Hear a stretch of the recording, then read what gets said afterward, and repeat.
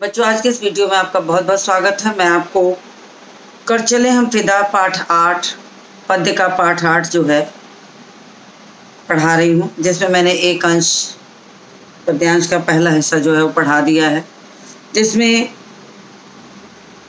भारतीय सैनिकों के हृदय की जो भावना है कि हम तो अपनी जान देश के नाम कुर्बान करके आगे बढ़ रहे हैं, मगर अभी भारत माता की रक्षा का कार्य पूरा नहीं हुआ है, जिस कार्य को अब हम तुम्हारे हवाले छोड़ कर जा रहे हैं। तो नित्य प्रति नए काफिले बनाकर भारत माता की रक्षा के लिए सैनिकों ने अपने दायित्व का अनुभव यहाँ कराया है कि उनका दायित्व क्या है कि भारत माता की रक्षा के लिए निरंतर आगे बढ़ते रहना, निरंतर चलते रहना और परिश्रम से प्राणों को न्यौछावर करना पड़े तो करके परिश्रम से कार्य करते रहना। तो उन्होंने कहा कि कुछ भी हो जाए परंतु सर हिमालय का हमने न झुकने दिया, मतलब हिमालय के मस्तक पर आँच नहीं आने दी, हिमालय के मस्तक को झुकने से, और अंतिम सांस लेते लेते भी हमारे अंदर वही युवावस्था का जोश है जो कभी खत्म नहीं होगा। फिर भी मैं ये कहना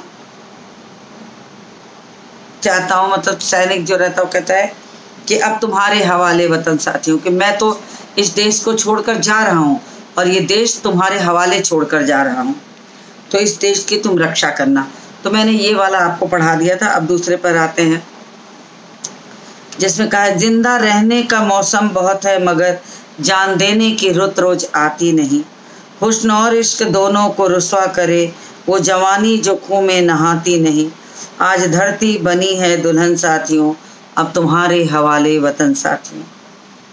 जिंदा रहने का मौसम बहुत है मगर, कहने का तात्पर्य यहाँ कवि कहना चाहता है कि देश की रक्षा करने से बड़ा कोई दायित्व तो नहीं हो सकता, और ऐसे जीवन जीना है, सामान्य मनुष्य की तरह जीवन जीना है तो बहुत अवसर प्राप्त होंगे, परंतु ऐसे जीने से मर जाने के बाद भी याद करने वाला कोई नहीं होगा। लेकिन भारतीय सैनिकों का जीवन जो होता है वो ऐसा है कि जिसका कुछ क्षण भी जीवन का यदि धरती के नाम पर उन्होंने न्यौछावर कर दिया तो मरने के बाद भी इतिहास में अमर हो जाते हैं, हमेशा के लिए, हमेशा हमेशा के लिए इतिहास में अमर हो जाते हैं, वे मर के भी नहीं मरते। तो उन्होंने कहा कि जिंदा रहने का मौसम बहुत है मगर, मतलब जीने की सिर्फ आशा लेकर अगर धरती पर जन्मे हैं तो बहुत अवसर प्राप्त होगा, कोई अवसर की कमी नहीं है कि जीवन नहीं जी पाएंगे, लेकिन जान देने का मौका बार बार नहीं मिलता। जान देने की रुत रोज आती नहीं। रुत का मतलब होता है मौसम। जान देने का समय बार बार नहीं मिलता। आपकी परीक्षा की घड़ी बार बार नहीं अगर परीक्षा की घड़ी आई है तो उस पर अपनी जी जान लगा करके उस अवसर का महत्व समझना चाहिए, उस अवसर को समझना चाहिए कि हाँ ये अवसर बार बार नहीं मिलेगा। तो वही यहाँ पे कहा है, थोड़ा सा मैं शब्दों का अर्थ लिख दूं ताकि आपको समझने में आसानी हो।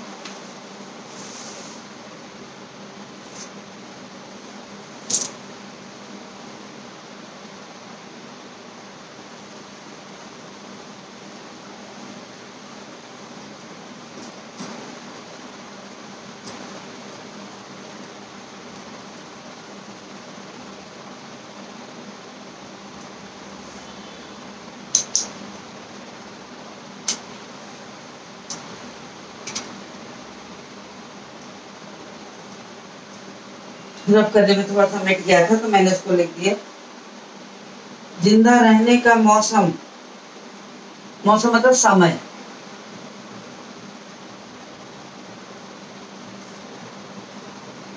यहाँ जो कविता में मौसम का अर्थ दिया है समय से है। जान देना मतलब बलिदान देना।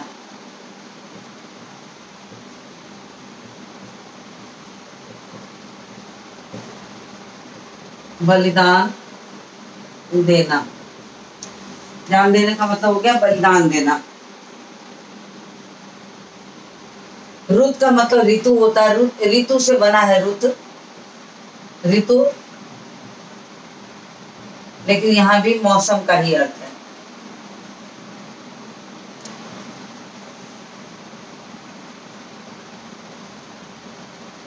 हुस्न मतलब होता सुंदरता,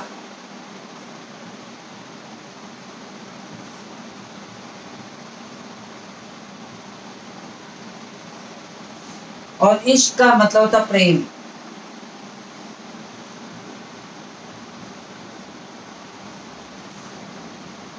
रुस्वा का मतलब होता बदनाम।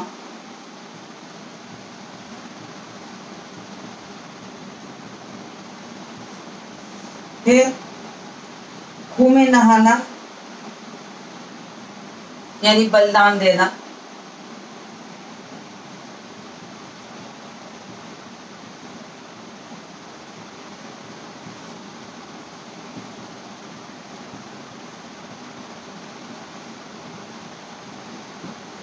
बलिदान देना तो लगभग मैंने सभी शब्दों को लिख दिया है, तो मैं अब इसको पढ़ा देती हूँ आपको, क्योंकि मुझे लगा कि कुछ उर्दू शब्दों को यदि पहले बता दिया जाए तो आपको आसान लगेगा थोड़ा और समझने में। हालांकि पढ़ाया हुआ है तो आपको आसान ही लगेगा। तो कहा कि जिंदा रहने का मौसम बहुत है, मगर यानी जीवन जीने के अवसर तो बहुत प्राप्त होंगे, मगर उस जीवन का क्या फायदा जिस जीवन की कोई कहानी ना हो, जिस जीवन की कोई एक ऐसा रूप ना हो कि मरने के बाद भी लोग उसे याद करें। हमारे भारतीय सैनिक जब सीमा पर अपने जान न्यौछावर कर देते हैं तो हजारों के काफिले उनके पीछे होते हैं सैल्यूट देने के लिए। हजारों के काफिलों आंखों से आंसू बहते हैं उनके बलिदान पर। एक माँ का लाल इस धरती से जाता है, लेकिन वो हजारों माँ के लाल बन करके हमेशा हमेशा के लिए अमर हो जाते हैं।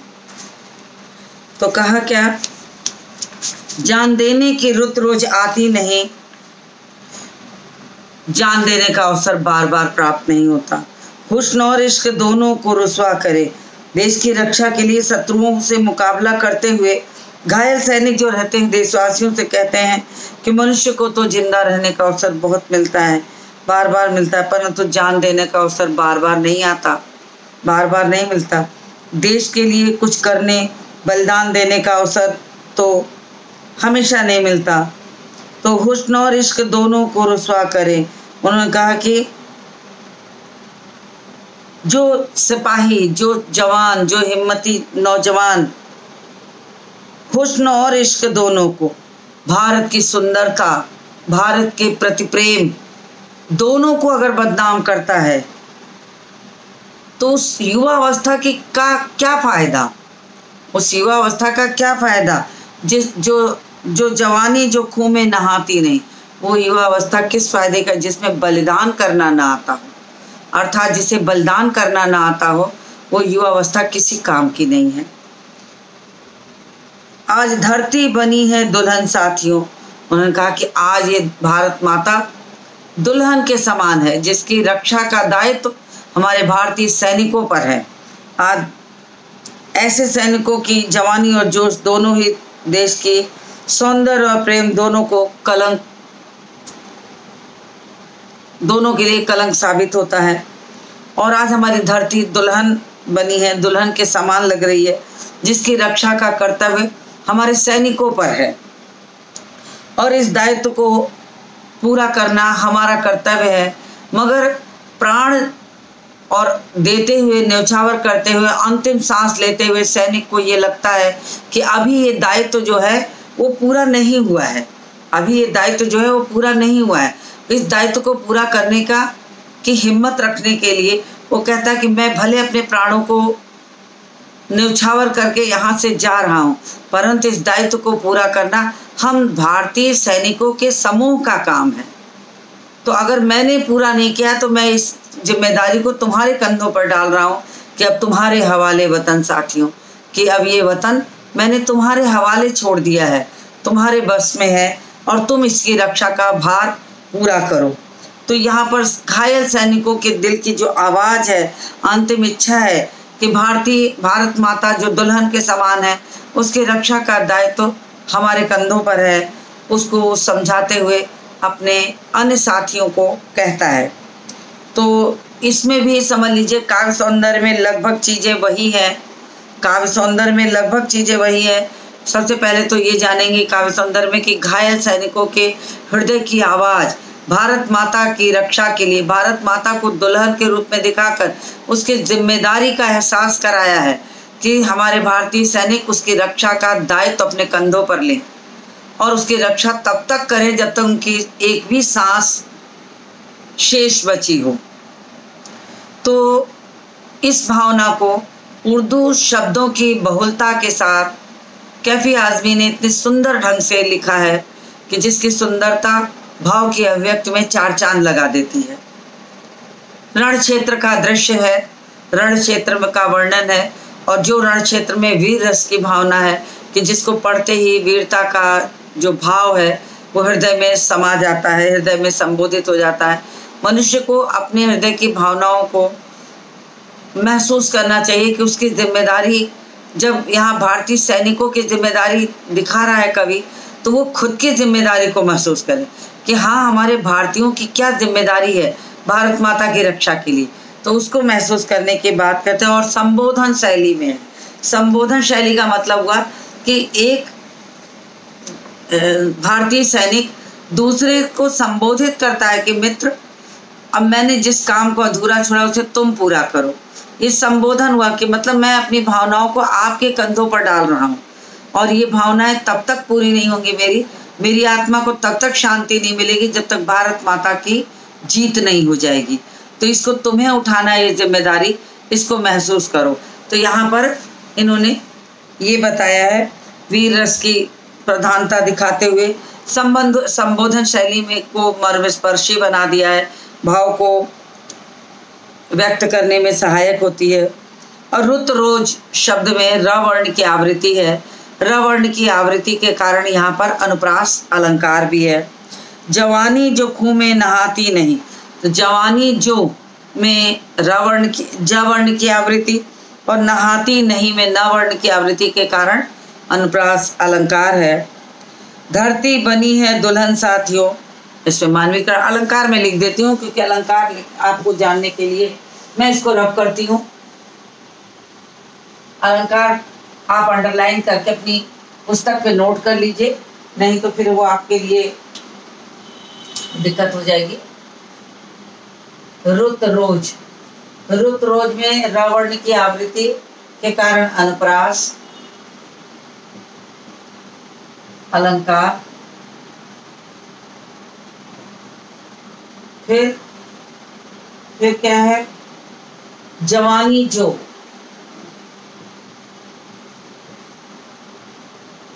में भी अनुप्रास।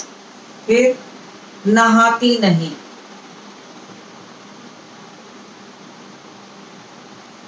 नहाती नहीं में न वर्ण की आवृत्ति और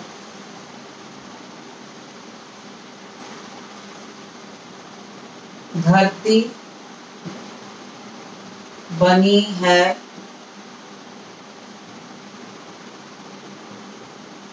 दुल्हन में मानवीकरण, यानी धरती को दुल्हन का रूप दिया गया है, मनुष्य मान करके दुल्हन माना गया, तो इसका मानवीकरण कर दिया गया है।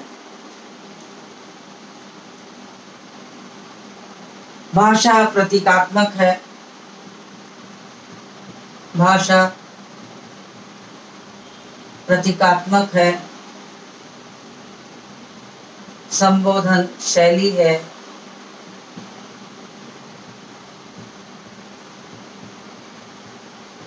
संबोधन शैली है। और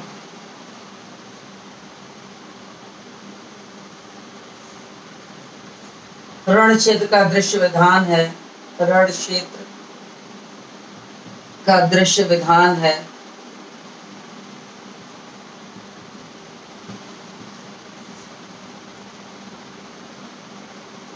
तो ये कुछ चीजें मैंने लिख दी जिसको आप अपनी पुस्तक पर नोट कर लीजिए।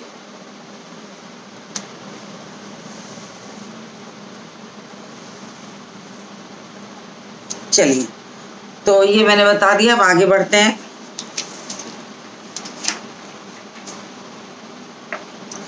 आगे बढ़ते हैं। राह कुर्बानियों की न वीरान हो। अब इन्होंने कहा क्या कि राह कुर्बानियों की न वीरान हो, तुम सजाते ही रहना नए काफिले।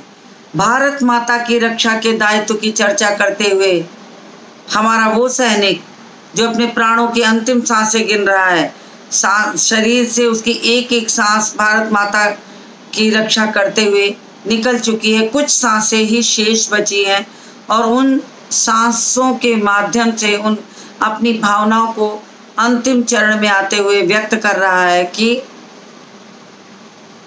राह कुर्बानियों की न वीरान हो, राह कुर्बानियों की न वीरान हो, तुम सजाते ही रहना नए काफिले। कि उनका देश की रक्षा करने पे शत्रुओं को सीमा युद्ध करते हुए जो घायल हो चुके हैं, वो सैनिक अपने साथी सैनिकों को संबोधित करते हुए कहते हैं कि देश की आज़ादी के लिए हमेशा तत्पर रहना चाहिए। देश की आज़ादी को बनाए रखने के लिए हमारे देशवासियों और सैनिकों ने बलिदान देने का जो सिलसिला बनाया है वो कभी टूटना नहीं चाहिए। राह कुर्बानियों की न वीरान हो, जिस कुर्बानी के रास्ते पर हम निकल चुके हैं वो कभी सूना नहीं होना चाहिए, वीरान नहीं होना चाहिए। कुर्बानी का वो रास्ता हमेशा हमेशा के लिए जो है वो उसी तरह सजा संवरा होना चाहिए। तुम सजाते ही रहना नए काफिले। अगर हमारे इस काफिले में से 1, 2, 3 कुछ सैनिक ऐसे करके खत्म होते चले जाएं तो हर दिन उसमें कोई एक नए सैनिक जुड़ते जाएंगे। ये सैनिकों का काफिला कभी भी समाप्त नहीं होना चाहिए, ये कुर्बानी की राह कभी भी सूनी नहीं होनी चाहिए। तो तुम सजाते ही रहना नए काफिले, हर समय तुम नया काफिला जो है वो बनाते रहना। फतह का जश्न इस जश्न के बाद है। फतह मतलब जीत, जीत का जश्न इस जश्न के बाद है। फतह का जश्न यानी अगर तुमने अपने प्राणों को भारत माता की रक्षा के लिए निरंतर लगाकर तत्पर होकर के इसकी रक्षा की तो एक न वो दिन दूर नहीं, एक न एक दिन वो दिन जल्दी ही सामने आ जाएगा कि जब तुम्हारी जीत हो जाएगी। जब तुम्हारी जीत हो जाएगी तो तुम उस जीत के जश्न को महसूस करोगे। फतह का जश्न इस जश्न के बाद है। फतह का जश्न इस जश्न के बाद है यानी जीत का जश्न जो है, इस उत्सव, कौन सा उत्सव? बलिदान का उत्सव, प्राणों को न्यौछावर करने का उत्सव। ये त्योहार है, जान देने का समय है। अगर इसके बाद ही तो जीत मिलेगी। हमारे तमाम सैनिक जब अपने प्राणों को न्यौछावर कर देते हैं तब जाके हमारे पास कुछ जीत का ऐसा जज्बा बनता है।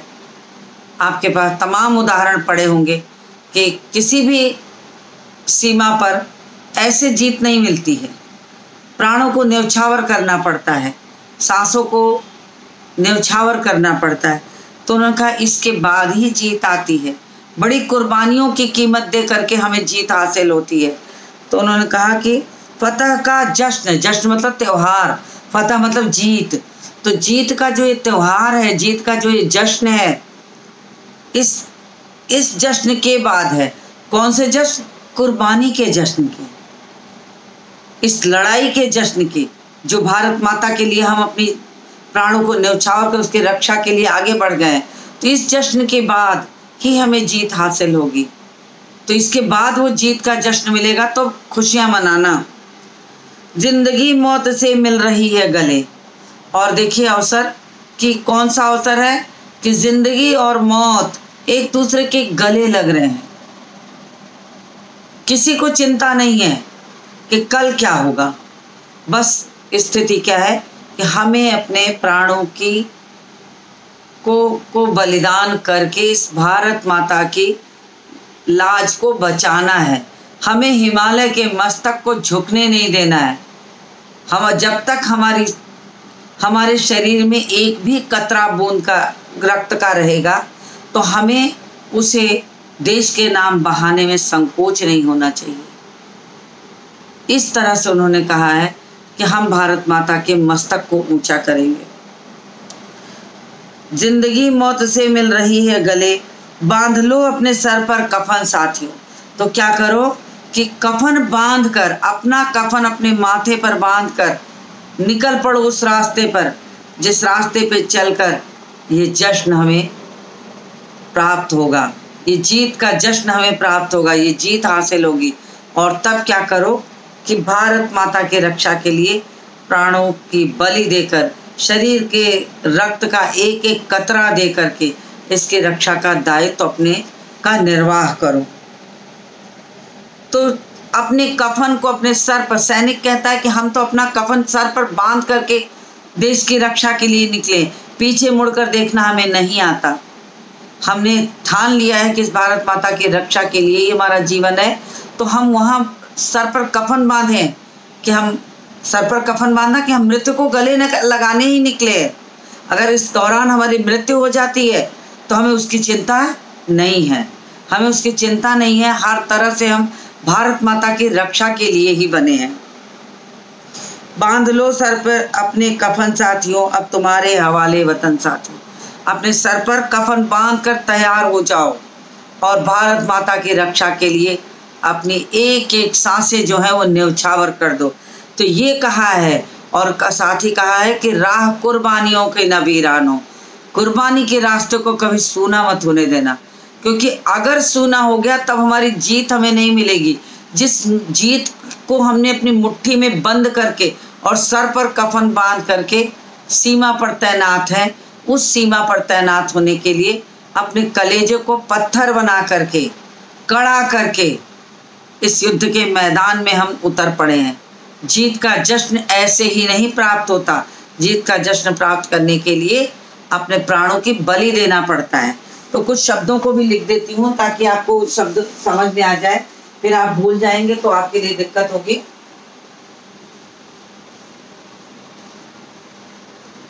जैसे इसमें कुछ शब्द दिए हैं, कुर्बानी तो आप जानते ही होंगे, बलिदान।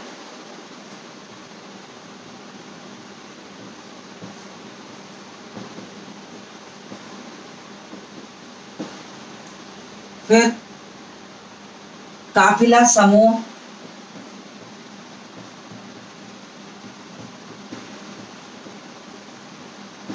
फतह जीत,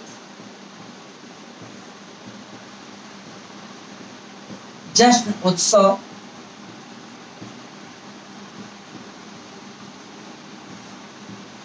जश्न उत्सव,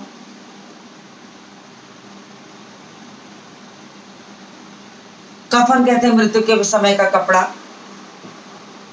कफन मृत्यु के बाद का कपड़ा, वस्त्र मृत्यु का वस्त्र,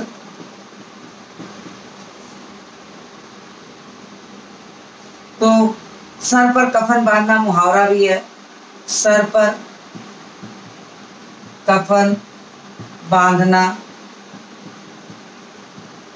एक मुहावरेदार भाषा है।